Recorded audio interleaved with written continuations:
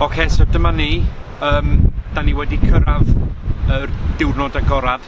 So mae hwn yn cyfle i'r cyhoedd dod i'r safle i gweld be da ni wedi bod yn gwneud. Mae'n diwrnod eitha llwyddiannus. Mae'n eitha gwyntog, mae'n eitha heilog hefyd.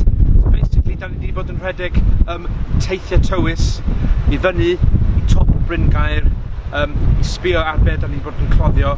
Wedyn, ar ôl hynny, da ni wedi bod yn arwain pobl i mewn i'r cae, i'r dde o'r safle, ac ar ôl hynna maen nhw wedi dod nôl i fan hyn. Mae na stondinau fan hyn, mae gennym ni'r ymddiriedolaeth genedlaethol, mae gennym ni ymddiriedolaeth Archeolegol Gwynedd, wrth gwrs mae gennym ni Cherish fan hyn.